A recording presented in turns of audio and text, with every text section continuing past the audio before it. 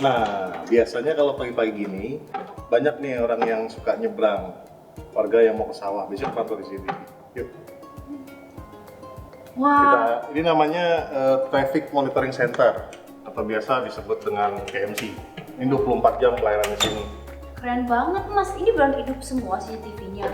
Bisa lihat lalir sama aktivitas orang-orang yang di sepanjang jalan tol dong. Kak, ya iyalah ini CCTV-nya hidup semua. Ya biasanya kan cuma buat main-main mas, panjangan doang buat nakutin gitu. Ya ampun Kak, mikir dong. Kalau misalnya jalan tol kayak kita gini, masa iya masang CCTV-nya bohong-bohongan? Iya kan, jadi di kita ini CCTV ini per 1 kilometer itu 1 CCTV. Biasanya selain untuk memantau pergerakan kendaraan, orang menyeberang, ini juga bisa memantau kecepatan kendaraan. Gitu. Keren banget.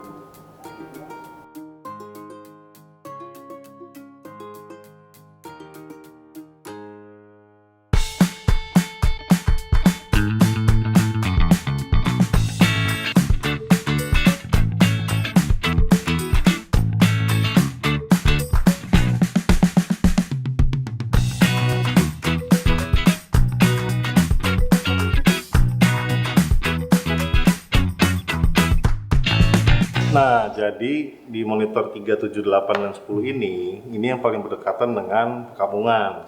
Yang biasanya warga itu aktivitas menyeberang di sana.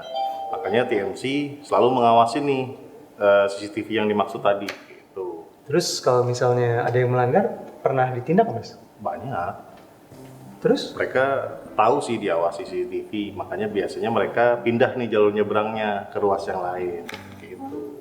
Tapi mereka dikasih sanksi kan? Iya dong, namanya pelanggaran pasti dikasih. Emang sanksinya apa selama ini? Setahu aku, selama ini kalau dari kita hanya memberikan hukuman ringan kayak push up. Nah setelah itu kita kasih pemahaman ke mereka soal jalan tol. Nah kemudian kalau misalnya di peraturan perundang-undangan seharusnya mereka tuh diberi sanksi denda sebesar 3 juta rupiah atau 4 bulan penjara. So tau banget sih lu, tau dari mana emang? Hanya baca ini mas. Nah betul tuh Vika, jadi memang kita masih melihat sisi kemanusiaan. Sanksinya ya berupa push up 10-20 kali gitu. Terus kenapa masih ada pelanggaran? Kan udah dikasih sanksi. Persoalannya sih bukan hanya memberikan sanksi ya, tapi bagaimana kita memberikan edukasi. Mas, itu kok kita nggak lihat bagian sana sih? Gak perlu kayaknya deh. Kenapa? Karena gini, Cipali ini dibagi 2 wilayah, barat dan timur. Untuk yang wilayah barat ini kebanyakan adalah wilayah industri, sehingga permasalahannya adalah kebanyakan naik turun penumpang, terus asongan yang naik dari jalan tol, seperti itu. Nah, biasanya solusinya kita ngedeketin para PO tuh, supaya nggak mereka berhenti di jalan tol, supaya ada kesempatan mereka untuk naik. Nah, kalau di wilayah timur, kita masih on progress nih solusinya. Gitu. Mas, itu ada yang nyebrang tuh, lihat nggak di monitor ini Oh tuh? iya, kamera 7, kilometer 160 gitu.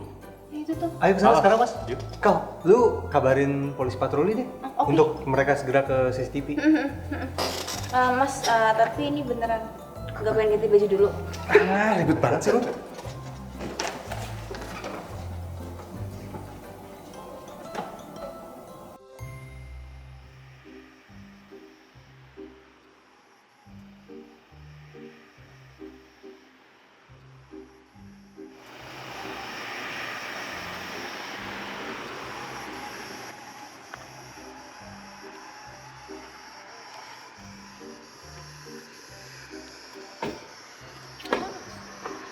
Cepet banget tuh orang.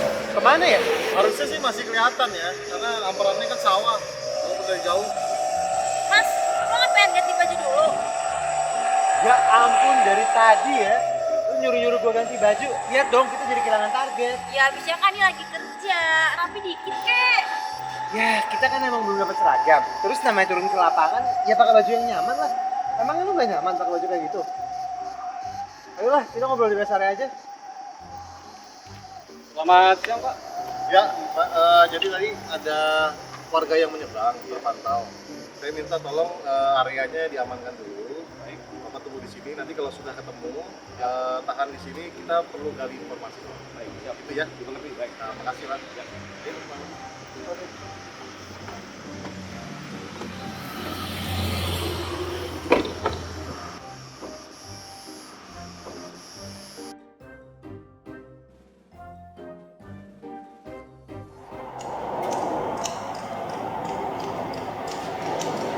Ah, gimana kalau kita datengin aja langsung kampungnya? Gimana? Ngapain? Terus lu mau samperin rumah warga satu-satu? Lu mau interogasi mereka, nanya-nanya gitu? Terus emangnya bakal ada yang ngaku gitu? Lu tuh kalau kasih solusi suka pinteran banget sih. Tapi justru itu ide bagus loh Kak. Kita nggak perlu integrasi, kita bisa ketemu sama Kadis, Pak RT, Pak RW, kita bisa dapat informasi lebih banyak malah. Udah, jalan aja. Oke.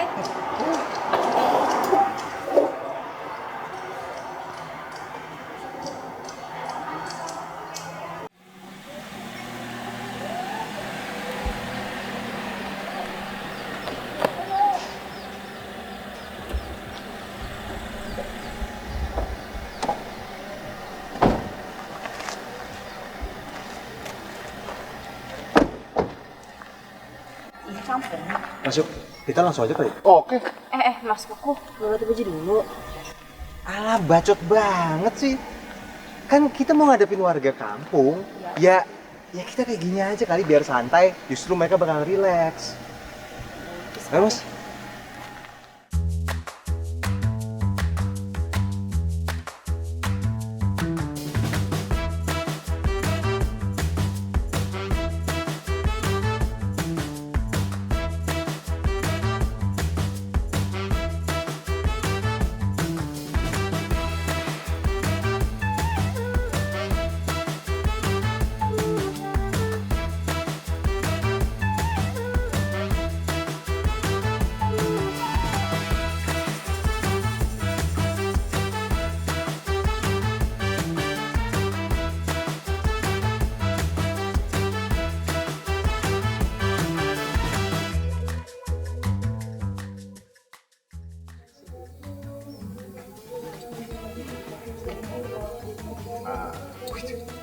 Bu, permisi.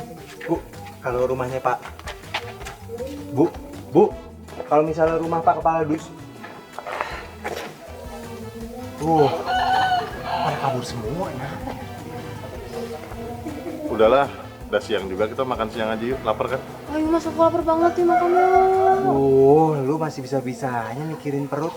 Kita tuh dari tadi belum dapat informasi apa-apa. Nggak usah ngoyo lah, santai aja. Kampungnya juga kan nggak kemana-mana. Kalau udah makan, pikiran jadi lebih tenang. Mas. Nggak nafsu gua tuh. Kalau perut kenyang, pikiran kita jadi segar. Jadi bisa lebih menemukan solusi yang terbaik. Ya nggak, Kang? Tuh Mas, yuk makan yuk. Ayo deh Mas, yuk kita makan aja.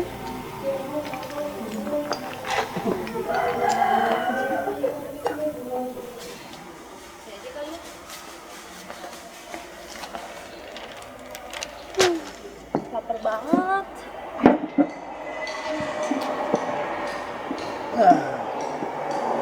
Ini rame gini emang terkenal banget ya Mas? Tempatnya enak.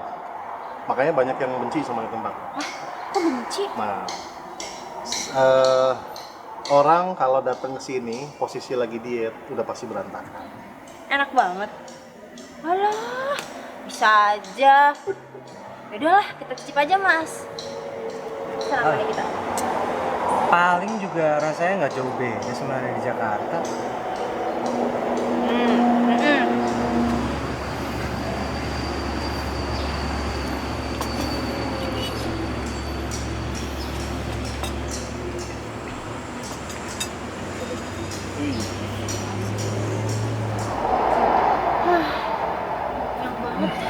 Gila, enak banget nih. Nggak nafsu, Bu. Aku lihat dulu ya Mas ya, bentar.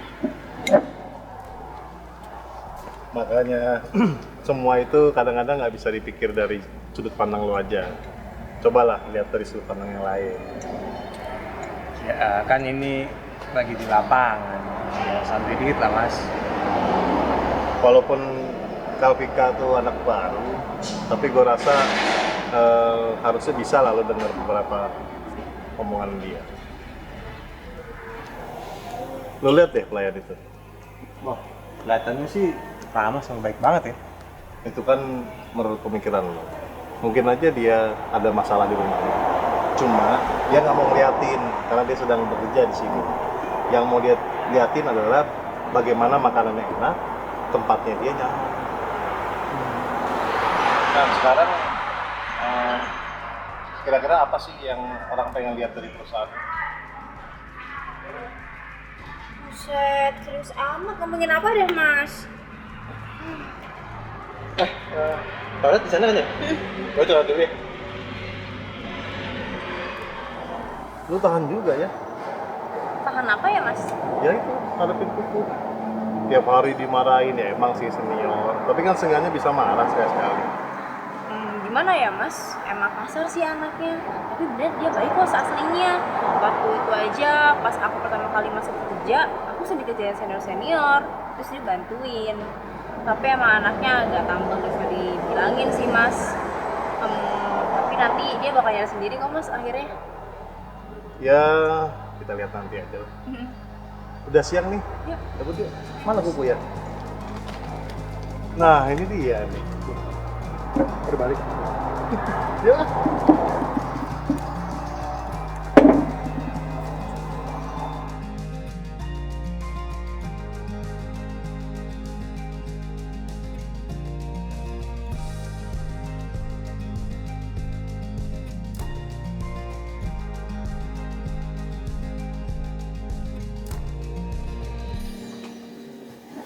Yuk Pak. Ayo mari mangga. Mari pak. Ayo mangga silahkan. Permisi, Pak.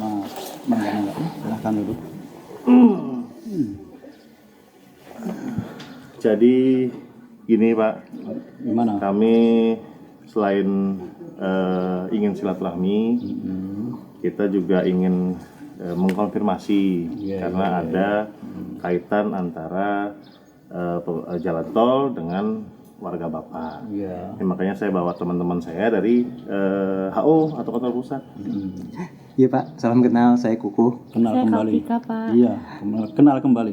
Jadi gini Pak, seperti yang kita ketahui bersama, perkampungan ini kan secara letak berada dekat dengan jalan tol. Iya. Dan kita juga tahu bahwa jalan tol adalah jalan bebas hambatan. Jadi semestinya tidak ada orang menyeberang, hewan menyeberang, maupun kendaraan yang berhenti sembarangan. Iya. Nah, sementara itu Pak, kami dapat laporan Pak bahwa masih ada warga kampung ini yang menyeberang di jalan tol Pak. Maksud kami ingin menanyakan ke Bapak dan menggali informasi apakah benar Pak masih ada warga kampung sini yang masih nyeberang di jalan tol Pak? Oh, memang kalau secara laporan khusus sih tidak ada. Cuman yang kami dengar memang masih banyak orang-orang yang menyeberang melalui jalan tol itu. Secara pasti juga kami orangnya nggak tahu kalaupun siapa yang nyebrang jalan tol tersebut. Nah, kira-kira Pak, orang kampung sini kenapa ya masih mau nyebrang kayak gitu? Kan kita semua tahu bahwa nyebrang jalan tol itu kegiatan yang berbahaya. Iya. Baik itu untuk warga maupun juga pengguna jalan tol sendiri. Memang karena dulunya sebelum ada jalan tol tanah tersebut satu area sehingga tanpa hambatan. Ketika sudah ada bangunan, ada jalan tol, maka tanah terbelah menjadi dua. Dan banyak karena di sini banyak warga petani, dia pengennya ingin cepat walaupun sudah ada jembatan penyeberangan, inginnya cepat ke tanah garapan sebelahnya. Walaupun memang tadi mengancam jiwa orang tersebut yang menyeberang. Alasannya mereka bahwa untuk mempercepat jarak tempuh. Nah, itu selain mempersingkat jarak tempuh, juga mempersingkat umur kita, Pak. Iya. Mas Yogi mah suka gitu Pak dia. Jadi mungkin gini aja ya Pak. Iya. Kira-kira memungkinkan nggak ya kalau misalnya kita bertemu dengan warga untuk menggali informasi secara langsung? Oh, sangat boleh sekali. Kami sangat welcome sekali ketika nanti ada sosialisasi masalah tentang aturan di jalan tol. Bisa banget tuh Pak, boleh ya Pak dibantu soal itu Pak, itu akan sangat membantu kita sih Pak untuk dapetin data dari warga-warga kampung sini Pak. Oh, Mungkin ya kalau misalnya gitu kita sampai di sini dulu. Nanti kita akan kembali dulu kantor untuk mempersiapkan materi dan juga instrumennya. Mungkin nanti kita akan kembali ke sini untuk bertemu dengan warga besok atau lusa ya Pak. boleh, di sini sangat terbuka sekali kehadiran pihak manapun, terutama dari jalan tol untuk tadi aturan-aturan tentang penyeberangan dan lain sebagainya, kami sangat terbuka bahwa ke arah sana itu. Baik. Oh iya, tadi siang ada yang kesini. Iya Pak, tadi siang kita sempat ke sini sih. Walah, pantesan tadi ada warga yang ketakutan disangka koperasi nagih pinjaman. Masih pinjam lah. Tukang nagih hutang. Oh, alah. Ya. Utang Mas. Mukanya kata utang ya. Iya, ya memang itu perlu ditagih itu. Aduh. Oke deh Pak, kalau gitu kita pamit dulu Pak. Iya. Makasih banyak ya, Pak. Sama-sama. Ya, Assalamualaikum. Ayo. Sama-sama. Yo. Mari Pak.